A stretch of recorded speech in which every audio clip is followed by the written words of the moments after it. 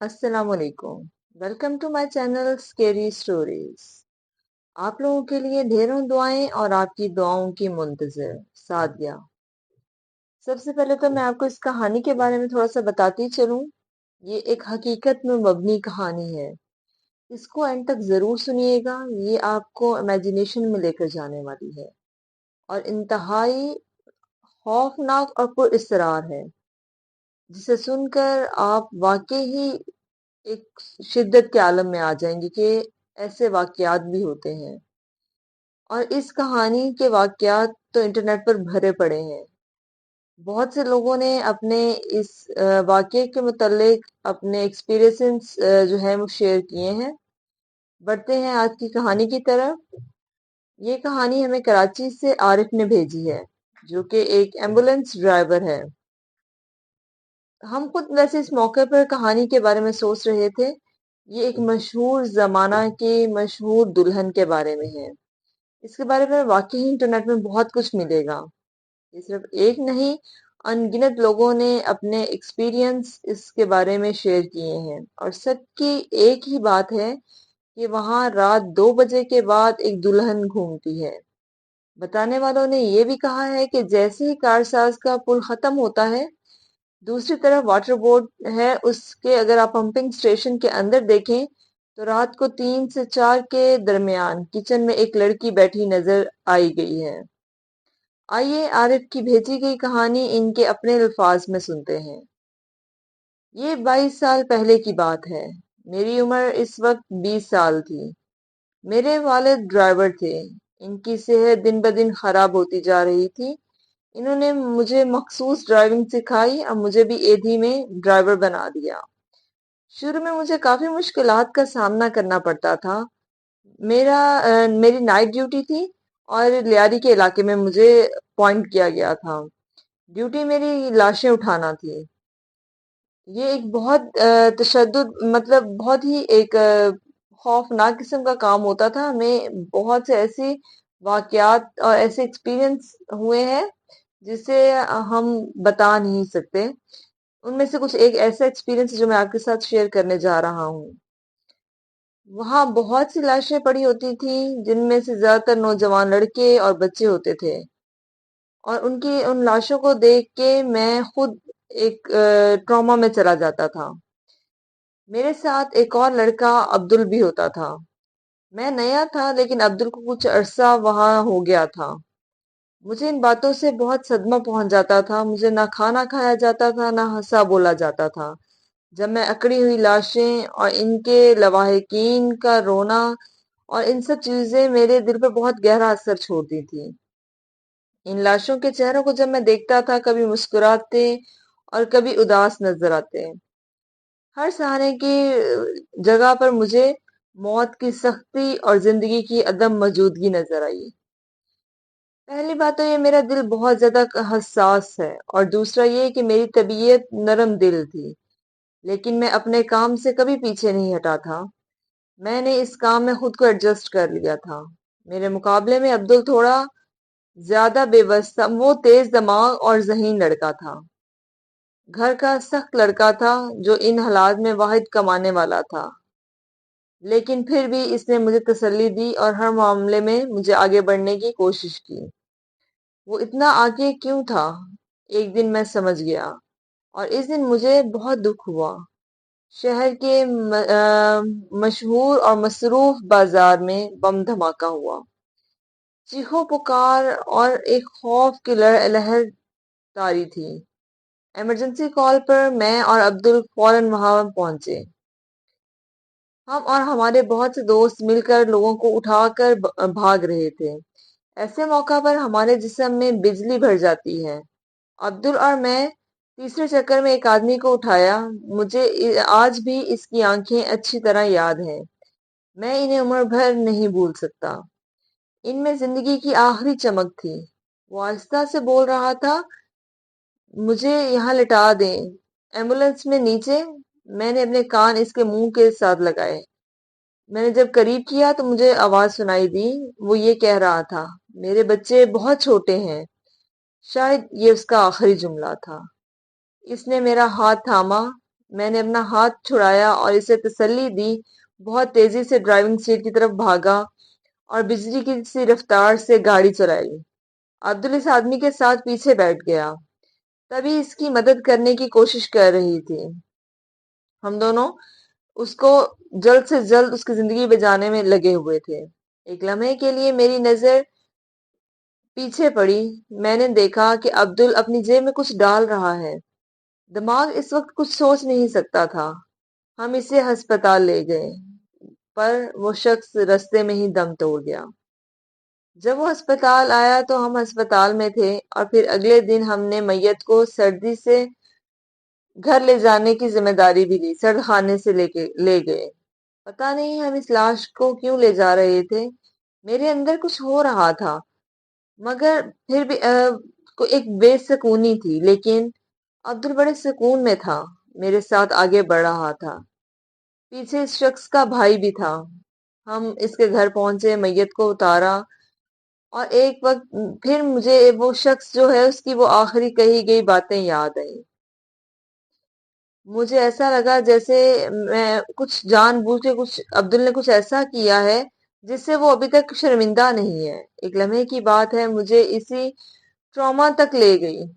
اب لاش کو جب ہم نے چھوڑا، ان کے گھر کے صحن میں لے جایا گیا، میں کسی کو روتے ہوئے یہ سن رہا تھا کہ اس کو ابھی تنخواہ ملی تھی، اور وہ ابھی اپنے بچوں کے لیے کتابیں اور بیگ لینے گیا تھا۔ اس میں دفتر کا قیمتی سامان بھی اس کے پاس تھا۔ اب یہ باتیں سن کر میرا دماغ الجھ سا گیا۔ میں نے عبدل کو جیب میں کچھ ڈالتے ہوئے دیکھا تھا۔ اس حادثے میں دل سب کچھ کھو بیٹھا تھا۔ ڈیوٹی پر واپس آ گیا۔ آج میرا بالکل کام کرنے کا دل نہیں چاہ رہا تھا، لیکن چھٹی کہاں ملتی ہے، کھانے کا بھی کوئی دل نہیں تھا، اور بالکل میں ایک ٹراما میں پہنچ چکا تھا۔ خیر، کہاں پر پہنچا؟ عبدل نے کہا، چلو عارف، آج بریانی کھاتے ہیں، آج ہم ہوٹل میں جائیں گے۔ پر میں نے اسے کہا کہ پیسے کہاں ہیں، ہم صرف دالیں یا سبزی ہی کھا سکتے ہیں۔ لیکن اس نے کہا، ارے تم آؤ تو صحیح، میں تمہیں کھانا کھلاؤں گا۔ ہم ہوٹل پہنچے، بریانی منگوائی گئی، لیکن دل ہی کہاں تھا کھانے کو۔ تھوڑی بہت کھائی۔ عبدل نے پیسے دینے کے لیے جب اپنا پرس کھولا تو اس کے پرس میں ہزاروں کے نوٹ دیکھ کر میں حیران رہ گیا۔ ہم ایک دوسرے کے مالی حالات سے بخوبی واقف تھے، اور پھر یوں ہوا کہ میرے ذہن میں وہی دھماکے والی بات، اور وہ جو میں نے عبدل کو اپنی جیب میں کچھ ڈالتے ہوئے دیکھا تھا، وہ بات ایک دوبارہ سے میرے دماغ سے گزری۔ میری سمجھ میں نہیں آیا کہ یہ کیا ہوا اور کیوں ہوا۔ میں نے اسی لمحے عبدل کو پکڑا۔ پہلے تو وہ ہکا بکا رہ گیا، اور پھر اس نے صاف صاف انکار کر دیا، لیکن وہ زیادہ تسلی نہ دے سکا۔ مجھے نہیں معلوم تھا کہ وہ کتنی دیر تک یہی کام کر رہا تھا۔ بہت گالیاں دینے کے بعد میں نے اس سے پیسے واپس دینے کو کہا۔ مجھے اس سے شکایت تھی، مجھے یہ تھا کہ وہ اس کی آخری کمائی تھی، اس پہ اس کے بچوں کا حق تھا۔ وہ پورے 25,000 روپے تھے۔ ہم نے اسے ایک لفافے میں ڈال کر اس کے گھر لے گئے۔ جب ہم اس شخص کے گھر پہنچے تو اس کے 15 سالہ بیٹے نے دروازہ کھولا۔ ہم نے لفافہ اس کے حوالے کیا اور بغیر کچھ کہے چلے گئے۔ اس رات مجھے بہت اچھی نیند آئی۔ اس کے بعد میں نے عبدل سے تعلق ختم کر دیا، اور یہ کہہ کر اسے ہٹا دیا کہ اس کے ساتھ میں ڈیوٹی نہیں کر سکتا۔ میں نے اس کام پر آنے کے بعد بہت کچھ سیکھا اور بہت کچھ دیکھا، لیکن آج میں نے جس بے بسی کی نظر دیکھی، میں وہ نظر ابھی تک نہیں بھول سکتا۔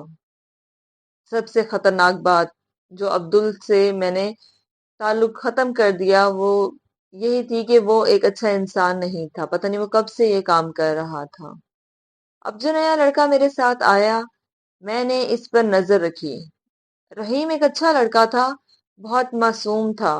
وہ ہر وقت اپنے والد مرحوم کا ذکر کیا کرتا تھا اور ان کی قلم اپنے جیب میں رکھتا تھا۔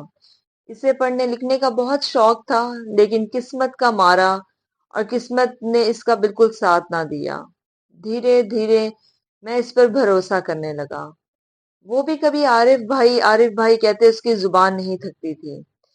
ایک رات ہمیں اطلاع آئی کہ ایک لاوارث لاش ہے، ہمیں وہ لینے جانا ہے۔ یہ خاتون کی لاش تھی جو اپنے گھر میں مردہ پائی گئی تھی۔ اس کی آنکھیں کھلی ہوئی تھیں۔ اسے لینے ہمیں جانا پڑا۔ میں نے انہیں چادر سے پہلے تو ڈھانپ دیا۔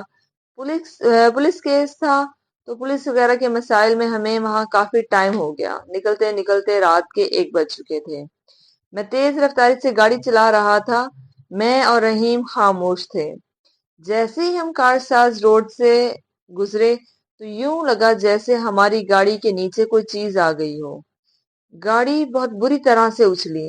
ہم دونوں بھی اچھل کر دوبارہ سیٹ پر آئے۔ ہمارا سر گاڑی کی چھت کے ساتھ جا لگا۔ دھچکا بہت زوردار تھا۔ پیچھے رکھی لاش بھی اسٹریچر سے آدھی نیچے آ گئی۔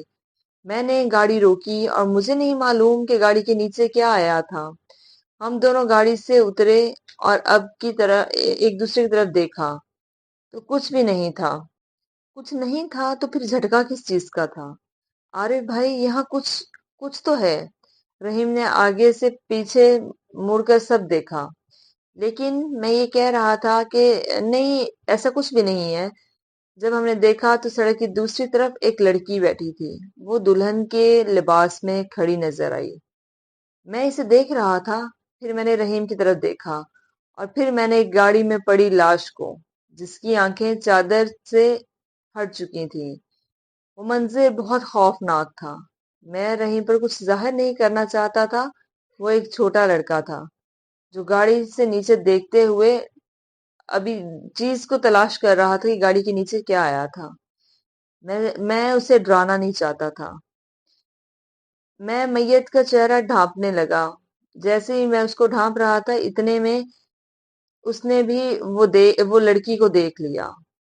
اس نے مجھے جلدی سے کہا، رحیم بھائی وہاں کچھ ہے۔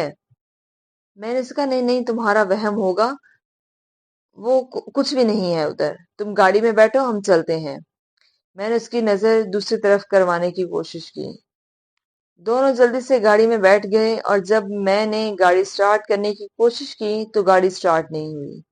اب رات کے وقت کا تصور نہیں کر سکتے۔ سڑک سنسان تھی، گاڑی میں ایک لاش پڑی تھی اور سامنے آپ کو ایک دلہن نما عورت نظر آ رہی تھی۔ خوف کی انتہا نہیں تھی۔ ہمارے دل کتنے ہی صاف کیوں نہ ہو، لیکن ڈر جو ہے وہ اپنا خوف ایک اس طرح طاری کر دیتا ہے کہ آپ رونگٹے کھڑے ہو جاتے ہیں۔ اس کی شدت آپ محسوس نہیں کر سکتے۔ گاڑی سٹارٹ ہونے کا نام نہیں لے رہی تھی۔ سب سے پہلے ہم دونوں کی نظریں دلہن پر جمی ہوئی تھی اور توجہ پیچھے ہٹ ہی نہیں رہی تھی۔ مجھے جلد از جلد وہاں سے چھٹکارا پا کر اپنی منزل تک پہنچنا تھا۔ معاملہ سنگین ہوتا جا رہا تھا۔ اب وہ گاڑی ابھی تک بھی سٹارٹ نہیں ہو رہی تھی۔ رحیم پریشان ہو رہا تھا، جلدی کریں، گاڑی جلدی سٹارٹ کریں، وہ دلہن ہماری طرف آ رہی ہے۔ اگر رحیم اتنا انتشار پیدا نہ کرتا تو شاید میں اتنا خوف زدہ نہ ہوتا۔ میں نے اللہ کا نام لیا اور دوبارہ کوشش کی۔ اگر پھر بھی گاڑی سٹارٹ نہ ہوتی تو ہمارے پاس صرف ایک ہی حل تھا، اس لاش کو گاڑی میں چھوڑ کر ہمیں بھاگنا پڑتا۔ لیکن اللہ کا شکر ہے کہ گاڑی سٹارٹ ہو گئی۔ میں نے گاڑی کو پوری رفتار سے چلایا۔ بیک مرر سے میں اس دلہن کو دیکھ رہا تھا، وہ ہماری گاڑی کے پیچھے بھاگ رہی تھی، حالانکہ وہ سڑک کے دوسری طرف تھی۔ خیر، ہم نے نماز پڑھی صبح کی اور اپنی منزل پر پہنچ گئے۔ یہ سب رات میں ہوا۔ 3:30 ہو چکے تھے جب میں تمام کام سر انجام دے کر باہر بینچ پر بیٹھا تھا۔ باہر دیکھا تو رحیم سر جھکائے بیٹھا ہوا تھا۔ میں نے کہا، رحیم کیا ہوا ہے؟ اللہ کا شکر ادا کرو کہ ہم بالکل صحیح سلامت آ پہنچے ہیں۔ یہ ساری چیزیں تو زندگی کا حصہ ہیں، یہ تو ساتھ ساتھ چلتی رہیں گی۔ اس نے سر اٹھایا، اس کی آنکھوں میں آنسو تھے۔ عارف بھائی، جب ہم گاڑی سے اترے تو میرے والد صاحب کا دیا ہوا قلم کہیں گر گیا۔ ہائے، مجھے بہت افسوس ہوا۔ وہ قلم تو اس کے لیے بہت اہم تھا۔ میں نے اکثر اس کے ہاتھ میں دیکھا تھا اس پین کو۔ وہ اس کے والد صاحب کی نشانی تھی۔ میں نے اسے گھر پر رکھنے کا بھی کہا تھا، لیکن وہ یہی کہتا تھا کہ یہ میرے پاس ایسے ہوتا ہے جیسے میرے والد صاحب ہیں، جذباتی لڑکا تھا۔ خیر میں نے اس سے کہا چلو اٹھو، میں نے ایک لمحے کے لیے جذباتی فیصلہ کر لیا۔ اس نے پوچھا کہاں جانا ہے؟ میں نے کہا کچھ بھی نہیں پوچھا، بس گاڑی میں بیٹھو۔ میں نے ایمبولینس کی چابی اٹھائی، وقت بہت کم تھا، ہمیں کسی بھی وقت فون آ سکتا تھا کسی بھی ایمرجنسی کے لیے۔ خیر وہ شاید ایک بیوقوفی تھی یا پتہ نہیں کیا، ہم نے گاڑی سٹارٹ کی، چند منٹوں میں ہم دوبارہ اسی سڑک پر تھے۔ دوبارہ ہم وہاں پہنچے، میں نے گاڑی روکی اور ہم وہ جگہ پر، رحیم آؤ دیکھتے ہیں شاید آپ کا قلم یہاں مل جائے۔ زیادہ وقت نہیں گزرا تھا، ہم اتفاق سے سڑک کی طرف دیکھ رہے تھے، رات بہت گہری ہو چکی تھی۔ مجھے چمکتا ہوا پین نظر آیا، یہ کہہ کر میں جلدی سے قلم کی طرف بھاگا اور میں نے پکڑ کر رحیم کو دے دیا۔ اس کی آنکھوں میں آنسو تھے۔ چلو بھائی جلدی کرو، ہم یہاں سے اب نکلتے ہیں۔ اب دلہن دوبارہ مجھے وہاں دکھائی دی، رحیم نے بھی اسے دیکھا۔ اس وقت ہم اپنی گاڑی سے کچھ فاصلے پر تھے، جبکہ یہ ہماری گاڑی کے بہت قریب تھی۔ میں نے سر گھما کر ادھر ادھر دیکھا، میں نے کچھ فاصلے پر ایک گاڑی کھڑی دیکھی جو ہمیں پہلے نظر نہیں آئی تھی، لیکن اس گاڑی میں دیکھا تو وہاں ایک آدمی تھا جو سر نیچے کیے، اس کا آدمی کا سر جو ہے اسٹیئرنگ پر لگا ہوا تھا اور وہ بے ہوشی کی حالت میں تھا۔ میں نے دروازہ کھول کر اسے چیک کیا تو وہ بھی سانس لے رہا تھا۔ ہم نے پیچھے نہیں دیکھا کہ پچھلی سیٹ پر کیا تھا۔